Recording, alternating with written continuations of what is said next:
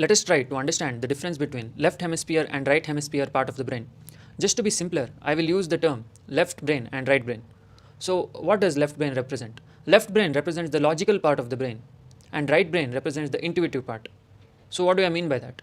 Left brain is more of a disciplinary and structured brain, and whereas right brain is expansive and wants to desire. Left brain is full of detachment like Shiva, whereas right brain is full of expansive desire like Shakti. So again, these are not purely Shakti and purely Shiva. These are Shiva Tattva and Shakti Tattva. Tattva means essence. So this reality is made up of zeros and ones. So this is a transgendered reality. So nothing is purely masculine or purely feminine here. So what I mean by left brain is it has Shiva Tattva, that is the essence of Shiva, and right brain has the essence of Shakti, so essence of desire. So just to give an example, let's say a beautiful girl walks by the street. So my right brain will tell, dude, she looks so hot, dude. That time my left brain will say, shut the fuck up, don't look at that girl, have manners. So both are working together. That is why we have a discipline in our life. Similarly, let's take another example. Let's say I see a very juicy, plumpy fruit on a tree. So my right brain will be like, dude, see that plumpy, juicy fruit, dude. It's so juicy, let's eat it. But the left brain will be like, dude, it might be poisonous. Let's not eat that. Let's buy fruits from the market. So see, these are the logical and the desireful part of our brain. So now the thing is, we have to make it work together. If they both fight with each other, then we cannot transcend. So what I suggest for everyone is, whenever these two forces, that is the desire and desireless force, fight with each other, what I want you to do is go home, put a blindfold on, and let the desire force do whatever it wants. Because that desire force, that Shakti, is like a small daughter. She is like a stubborn daughter who wants to create, who wants to do many things in life. Whereas the left brain is like a fatherly aspect. It likes discipline. It doesn't like to do many things. It likes to meditate. So that is left brain. Now, what I want you to do is just put a blindfold on and go inside the mind and identify yourself with that fatherly aspect of the left brain. That is, just watch the daughter, that is the right brain, do her job. Let she do whatever she wants inside the brain.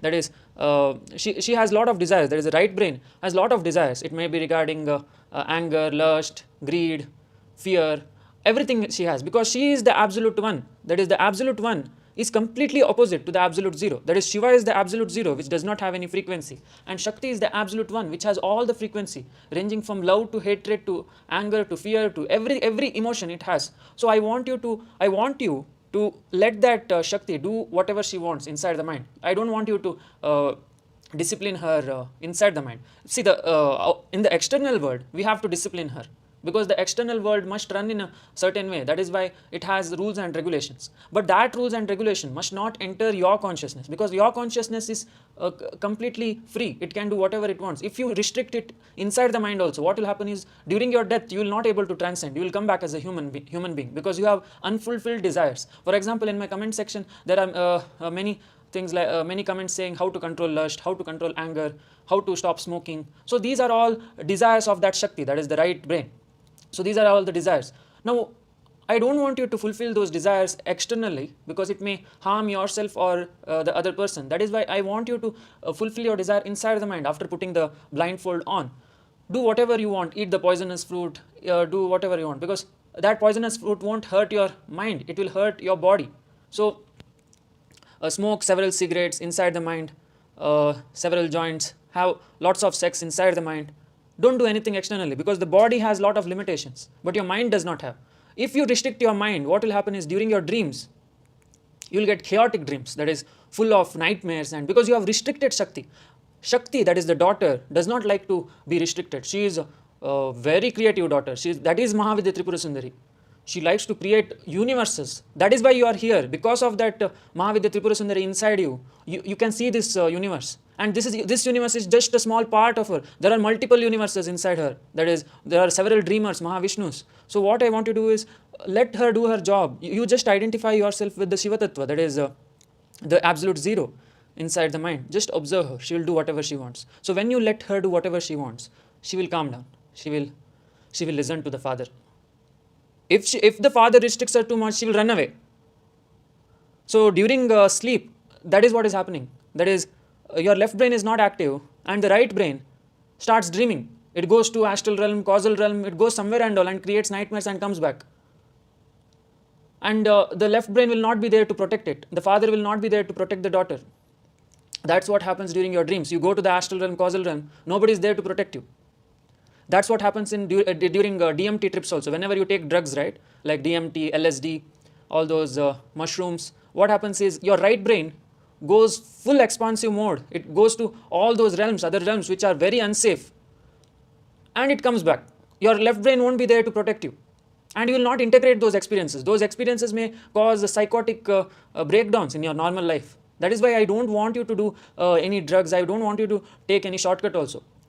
Even Robert Monroe, right, he has developed a shortcut to go to the astral realm and the causal realm using binaural beats. So what are binaural beats? Binaural beats are pumping different frequencies in your ears. For example, if you pump 400 hertz and 405 hertz in the other ears, what happens is your brain analyzes the difference, that is 405 minus 400, that is 5 hertz, which belongs to the astral realm. So you go to the theta frequency realm, that is the astral realm, and again there it is unsafe. Though whatever you collect from the astral realm is unsafe, because it will not integrate well with your human life. You are not an astral being now. Currently you are very much identifying yourself with the human body. That is why you should not go to the astral realm without your left brain protecting you. So what I want you to do is you have to connect with a multidimensional entity very strongly, like how you connect with me, how you connect with friends, how you connect with family. Similarly, you should connect with a multidimensional entity in a very strong manner using my pillow method that I told in the previous videos, or that love method. So whatever you want, you can use and connect with those entities. I connect with Mahakali. Similarly, you can connect with Krishna, Hanuman, Ganapati, Vishnu, whoever you want, whichever favorite multidimensional entity you want. Even Jesus is there in the astral realm. So whichever you want, you can connect with them and completely have faith in them. Don't listen to your dreams. Dreams are very chaotic. That is, Shakti inside the dream is very chaotic. Don't listen to them. Throw that all garbage away, because those dreams are made up of your 5 sensory input. So that is not a reliable dream. So don't listen to those dreams. Just focus on the Shiva Tattva and connecting with your favorite multidimensional entity. So why am I telling you to connect with the favorite multidimensional entity? Because if you connect with the favorite multidimensional entity, what happens is, during your death, that is when you increase your Shiva Tattva completely and reach that absolute zero, where there is 0 hertz, what happens is everything will go pitch black. That is, you will leave the body. When you leave the body, that multidimensional entity who loved you will take you to the astral realm, because it loves you. It is your higher self. That is why it loves you, and it will take you to the astral realm. But you have to not aim for the astral realm. You have to aim for Nirvikalpa Samadhi. That is clearing the mind. That is increasing the Shiva Tattva, absolute zero. Only when you do that, your consciousness will dissolve in the eternal present. What I mean by that? See, now our consciousness is identifying itself with the 5 senses. For example, now my skin is interacting with the ground. That is why my consciousness is not passing through the ground. Similarly, my eyes are interacting with the Vibgyor color. That is why I am able to see the world.